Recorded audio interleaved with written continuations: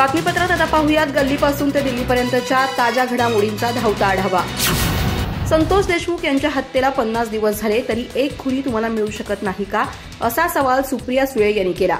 धनंजय मुंडे यांनी नैतिकतेच्या मुद्द्यावर राजीनामा द्यावा अशी मागणीही त्यांनी केली। विरोधी पक्षातील नेत्यांवर IQ बातम्यांवर कारवाई झाली होती। इथं चॅनलवर रोज एक नवीन पुरावा येतोय, अजून काय पुरावे पाहिजेत असा सवालही सुप्रिया सुळे यांनी केला। त्या आज पत्रकार परिषदेत बोलत होत्या। सुप्रिया सुळे म्हणाल्या की बीड प्रकरणावर चॅनलवर रोज एक नवीन पुरावा येतोय, अजून काय पुरावे पाहिजेत। अनिल देशमुख, संजय राऊत, नवाब मलिक आणि छगन भुजबळ या सर्वांना IQ बातम्यांवर अटक झाली होती असा दावा त्यांनी केला। या IQ बातम्यांवर ते सर्व जेलमध्ये गेले होते। बीड प्रकरणात तर कागदपत्र आहेत, आम्ही विरोधात आहोत, आम्हाला बाजूला ठेवा, पण सत्तेतील तीनही पक्षाचे आमदार यावर बोलत आहेत। अजित पवार हे धनंजय मुंडेंना वाचवत आहेत का असा सवाल पत्रकारांनी केला असता तुमच्या प्रश्नातच माझं उत्तर आहे असं सुप्रिया सुळे म्हणाल्या। त्यांच्या प्रतिक्रियेवरून अजित पवार धनंजय मुंडेंना वाचवत असल्याचं त्यांनी अधोरेखित केलं।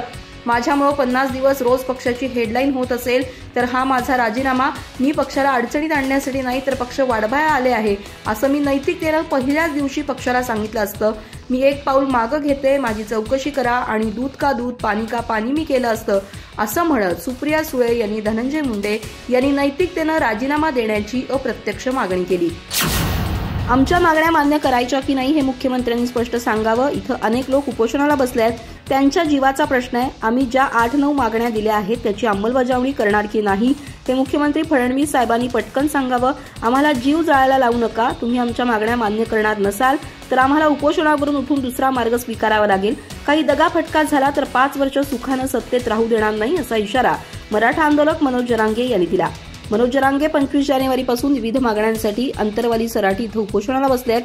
आज त्यांच्या आंदोलनाचा 5वा दिवस आहे। या उपोषणादरम्यान त्यांची प्रकृती खालावली असून त्यांना बोलताही येत नाहीये। मंगळवारी त्यांच्यावर उपचार सुरू करण्यात आले। आमच्यावर उपोषण करण्याची वेळ येईल असं वाटत नव्हतं, पण ती आली। आम्ही उपोषणाला आवाहन केल्यानंतर आमच्या मागण्या मंजूर होतील असं आम्हाला वाटत होतं।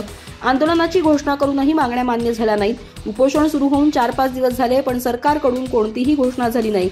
यावरून मुख्यमंत्र्यांची नियत आमच्या लक्षात येतेय। आम्ही त्यांना आता जास्त बोलणार नाही। आमच्या मागण्या मान्य करणार की नाही हे त्यांनी स्पष्ट सांगावं, अन्यथा आम्हाला उपोषण सोडून देता येईल। वेळ काढून तोंड लपवू नका। तुम्हाला सगळ्या गोष्टींसाठी वेळ आहे, पण मराठ्यांच्या आंदोलनावर बोलायला वेळ नाही का असा सवालही मनोज जरांगे यांनी केला। राज्यात महायुतीची सत्ता आल्यापासून धनंजय मुंडे हे सर्वाधिक चर्चेत आलेले मंत्री ठरले आहेत।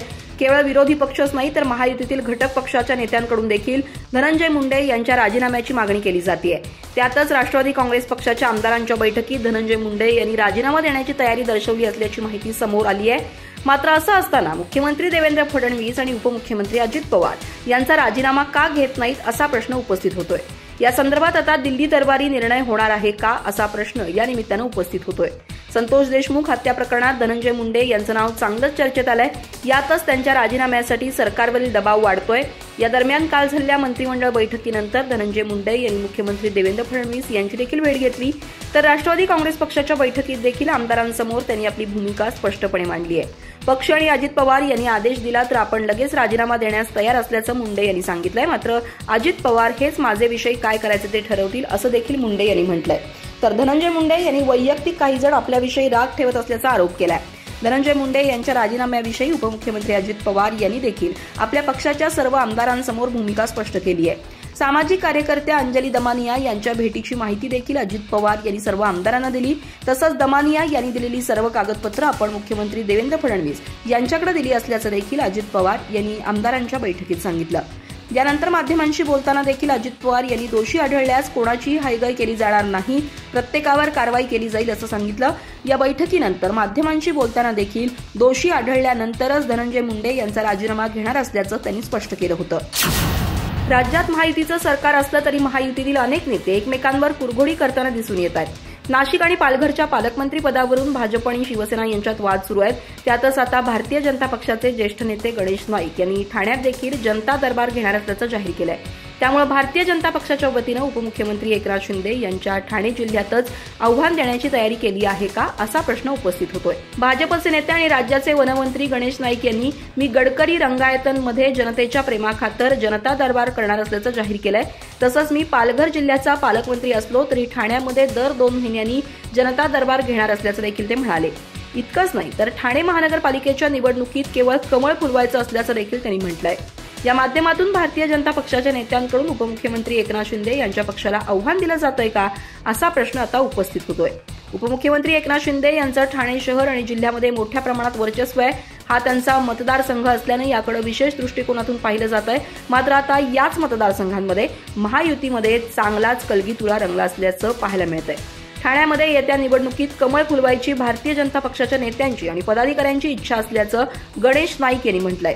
त्यामुळे आता आगामी निवडणुकीत ठाणे शहर आणि जिल्ह्यामध्ये महायुतीमध्ये एकमेकातच वाद पाहायला मिळण्याची शक्यता वर्तवली जाते। माझी नैतिकता ही माझ्या जनतेसोबत आहे, मात्र माझ्या नैतिकतेनुसार मी जर दोषी असेल तर दाखवून द्या, मी राजीनामा देण्यास तयार असल्याचं मंत्री धनंजय मुंडे यांनी म्हटलंय।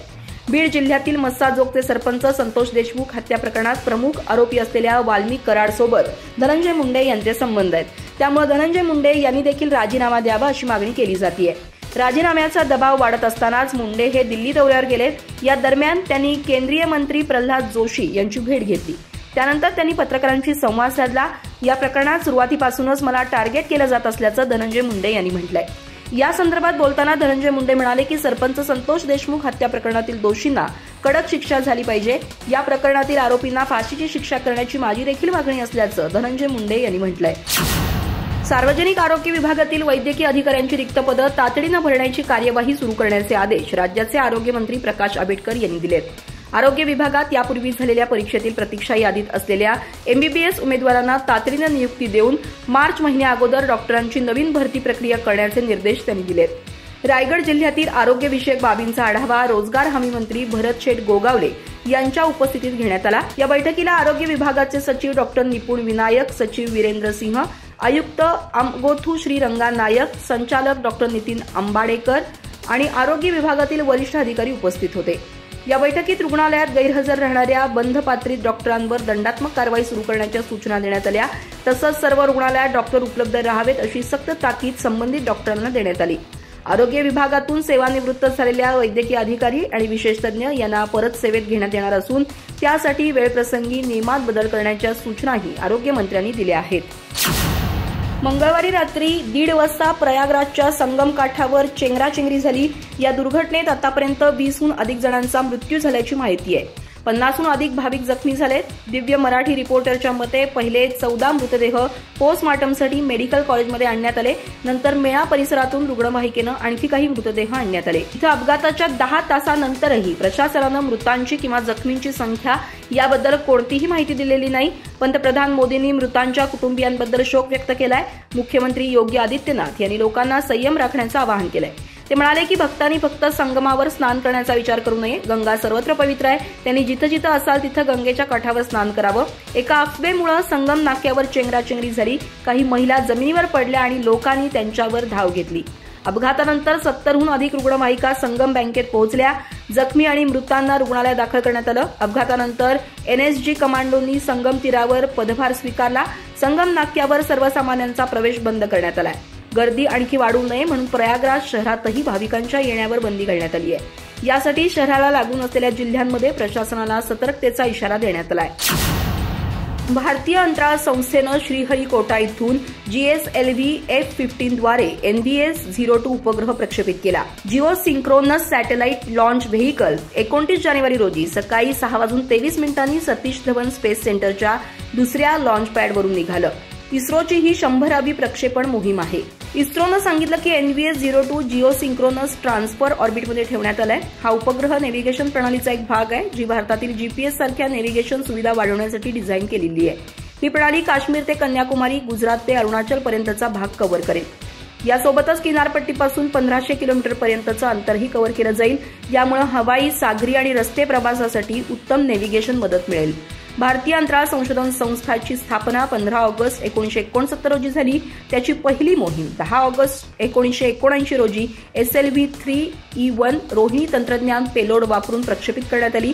तेव्हापासून 30 डिसेंबर 2024 पर्यंत शारनं प्रक्षेपण वाहन वापरून 99 मोहिमा सुरू केल्या आहेत। भारतीय नक्षत्रांसह नेव्हिगेशन ही भारताची स्वतंत्र प्रादेशिक नेव्हिगेशन उपग्रह प्रणाली आहे जे भारतीय वापरकर्त्यांना अचूक स्थान, वेग आणि वेळ सेवा प्रदान करण्यासाठी डिझाईन केलं गेलं आहे। NVS 1, 2, 3, 4, 5 या सेवांची सातत्य सुनिश्चित करण्यासाठी उपग्रहांची रचना करण्यात आली आहे.